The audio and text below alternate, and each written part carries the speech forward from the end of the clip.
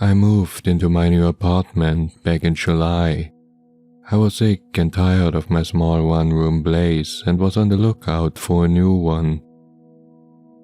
It was by sheer accident that I stumbled upon a cheap 3-room apartment online. The rent was only a couple €100, which was almost unbelievable. It was only half an hour later that I called the landlord to ask for visitations. When I arrived, it was clear in an instant why the place was so cheap. It was on the 2nd floor of what must once have been an old warehouse. The first thing I noticed when the landlord led me to the entry door at the back of the building were the cats. There were at least 24 of them all over the yard. I asked the landlord about them and if they were strays, but he told me they belonged to a neighbor living nearby.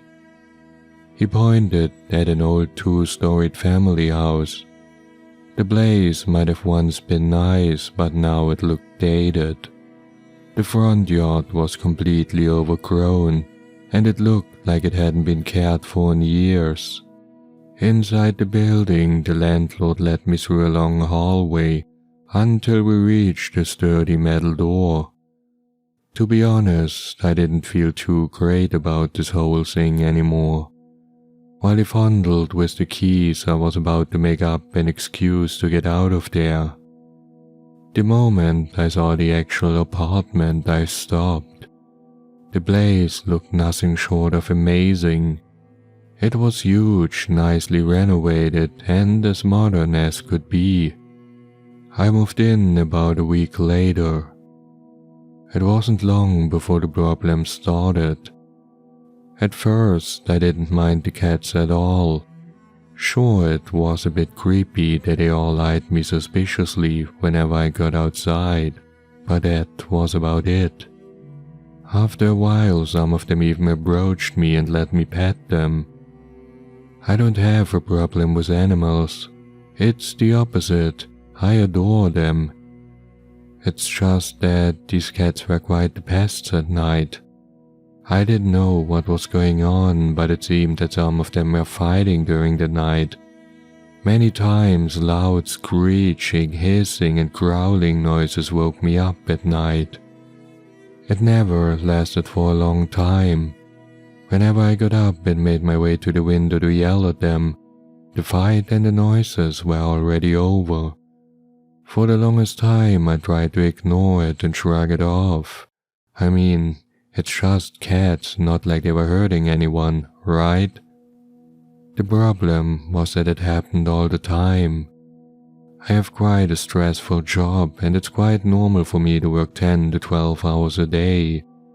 If you can't get a good night's sleep before a tough day like this, you start to get angry, pissed even. So a couple of weeks ago I had enough and approached my neighbor about it. He was a middle-aged man, late 40s I'd say, living all by himself. I don't know why he owned all those cats. Did he adopt all the strays in the area?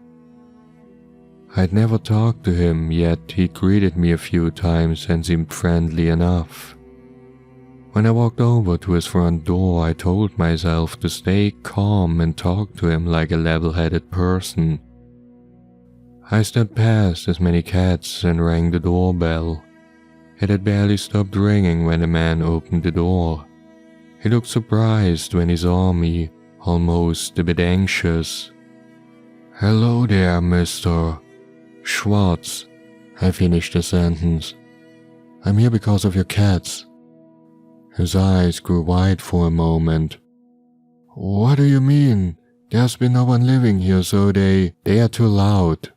I burst out in anger and told myself once more to calm down. "What I mean is, during the night. Their constant fighting is waking me up all the time. Isn't there something you can do about it?" "Oh, so that's it. I'm sorry for that. Well, the cats are quite protective of the area. There are those other strays, you know, they are..." "Okay, I get it. I really do, but I've got to get my sleep. Can't you just put them inside or something?" I can try, but I don't like indoors much, but I see what I can do. Great, I wouldn't like to take this any further. For a quick moment, I saw how shock washed over his face before he nodded. I didn't say anything else and left. I felt like a bit of an asshole, but I couldn't deal with this anymore. Now, of course, I wouldn't go to the police because of a few cats, but sometimes a hint like this worked wonders. I don't know how the guy did it, but from that day onward there was no more trouble. The cats were still outside, but somehow they weren't fighting anymore. After 2 weeks, I toyed with the idea of going over there and thanking him. I was a bit too early with that one. One night about a week ago, I was woken up again by the same noise outside. It was terrible loud, as if one of the cats was fighting for dear life. The moment I was at the window and opened it, the noise was fading again. When I looked at the clock, I saw that it was barely 2 in the morning. I shut the window and went back to bed. I'm a light sleeper though, and it took me almost an hour to fall back to sleep. I got an idea the next day. Sure, I could go and yell at the guy again, but what would it do? No, I'd thought of something else. Last night the noise had come from almost precisely below my window. There were quite a few ways to scare off cats, I thought. I got myself a bucket of water and put it right next to my window. If I'd hear those cats again, I'd make sure they'd regret it. 2 days later, I got my chance. It was long past midnight when the noises started again. It was the weekend, so I was still up at the time.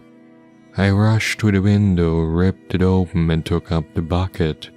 The noise was fading as always, and I cursed to myself, but then I saw movement in the dark below. In my anger, I picked up the bucket and sprayed its contents in a long arc over everything below. What I'd expected was to hear the frightened screams of cats as they rushed off into the night. Instead, I heard something different. "What in the hell?" I heard my neighbor's voice curse below me. Then, lower in what was almost a whisper, he said, "No, don't you dare." I was utterly dumbfounded and didn't understand. Don't tell me he was out there fighting the cats himself. In a second, I picked up my phone to illuminate the area below. What I saw was indeed my neighbor. He wasn't alone though.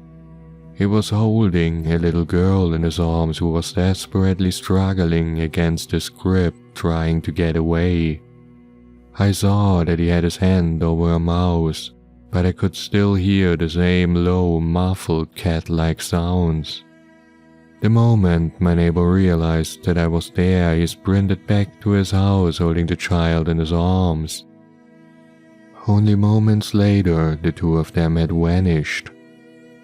What in the hell had just happened? I stood there, confused and befuddled.